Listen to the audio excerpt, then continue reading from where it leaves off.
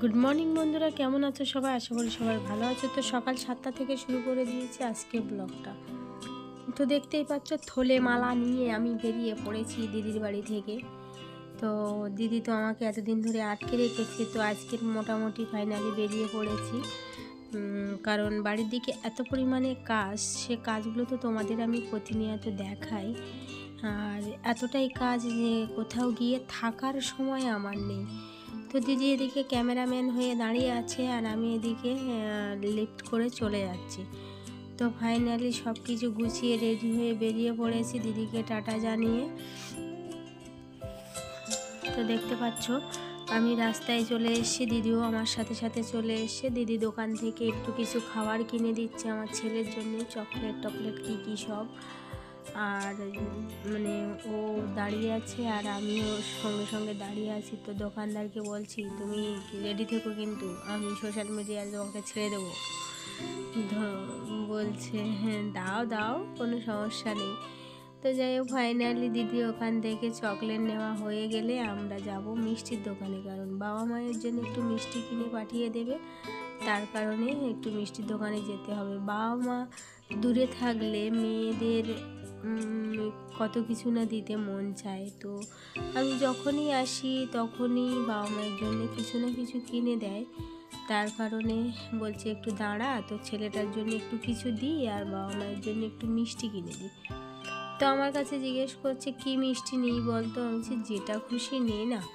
তো একটা বাটি দেখাচ্ছে, সেই বাটি থেকে সেই বাটির মিষ্টিগুলো আমাকে বলছে এগুলো নিয়ে যাবে। আমি বলছি না ব্যাগের মধ্যে ঘেঁটে যাবে, শুকনো ধরনের কোনো মিষ্টি থাকে তো সেগুলো নিয়ে নিই।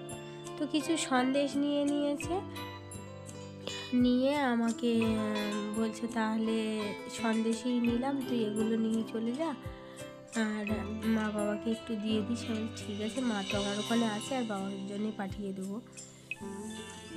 তো ফাইনালি দেখতে দেখতে আমি রাস্তায় টোটো পেয়ে গেলাম, টোটো করে যেতে শুরু করেছি। এদিকে স্টেশনে এসে টিকিট কাটা আমার কমপ্লিট। দক্ষিণেশ্বর স্টেশনটা যেন পুরো মা দক্ষিণেশ্বরীর মন্দিরের মতন লাগে। তো এদিকতে একটা দাদু বলছে তুমি ক্যামেরা করছো মা? তা আমি বলছি হ্যাঁ দাদু আমি ক্যামেরা করছি। তো এই বলে দুজনে হাসতে হাসতে উনি ওদিকে চলে গেলাম আর আমি আমার মতো চলে গেলাম। তো মেট্রো স্টেশনের ভেতর দিয়ে উপরে স্টেশনে ওঠা যায়, তো লিফট করে একটু হাঁটায় কষ্ট কম হবে বলে বেরিয়ে আসলাম এখানে লিফট দিয়ে। তো ফাইনালি লিফটটা খোলা আছে কিনা চেষ্টা করছি, তো আছে কিনা জানি না। তো লিফটে আমি মোটামুটি দাঁড়িয়ে আছি, তো লিফট করে উপরে উঠে চলে যাব, ওই জন্য দাঁড়িয়ে আছি।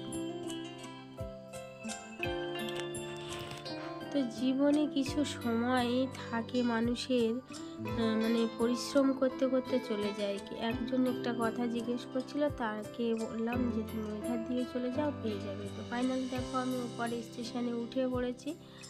আর এদিকে স্টেশনের জনমানবহীন যেন মনে হচ্ছে। ওপারটাতে লোক আছে, এপারটাতে তেমন লোক নেই, অল্প অল্প। তো আমি বসেছিলাম, কিছুক্ষণ পরে দেখি ট্রেন ঢুকে গেছে। তো দেখতে পাচ্ছ ট্রেনের সাইডে আমি দাঁড়িয়ে আছি, চারিদিকের দৃশ্যটা কত সুন্দর লাগছে বলো তো। তো ভাবলাম তোমাদের সাথে একটু শেয়ার করি, তাই জন্যে আমি তোমাদের সঙ্গে শেয়ার করার জন্য ভিডিওটা অন করলাম।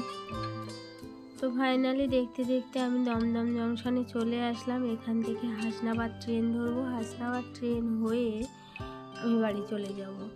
তো কত ট্রেন যাচ্ছে দেখো, চারিদিক দিয়ে শুধু ট্রেন আর ট্রেন আর মানুষ আর মানুষ, কোথাও কোনো কিছু শেষ নেই।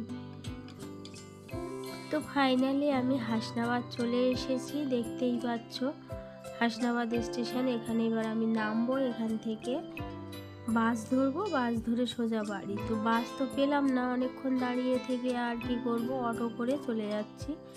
তো এদিকে অটোওয়ালার কি সমস্যা হচ্ছিলো, দাঁড়িয়েছিল, আবার চলা শুরু করলো। তো অটো করে সোজা যাব বাড়িতে, কারণ বাড়িতে মন একটা বাড়ির দিকে যেন ছটফট করছে, কি করব কি হবে, কখন কাজগুলো শেষ হবে জানি না, কারণ শীতের সময় বেলা তো আস্তে আস্তে শেষই হয়ে যায়।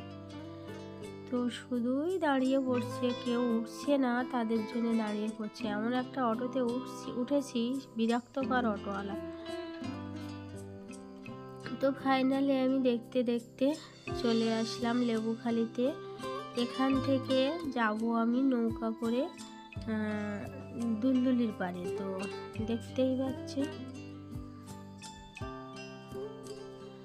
দেখতেই পাচ্ছ আমি মোটামুটি দুলদুলি পাড়ে চলে এসে লেবুখালী পাড়ে চলে এসে লেবুখালী পাড় থেকে আমি যাব দুলদুলির পাড়ে, দুলদুলির পাড় থেকে যাব বাড়িতে।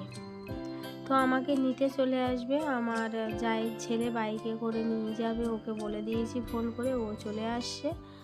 তো সবাইকে একটাই রিকোয়েস্ট করব, সবাই আমার সাথে থেকো, পাশে থেকো এভাবেই।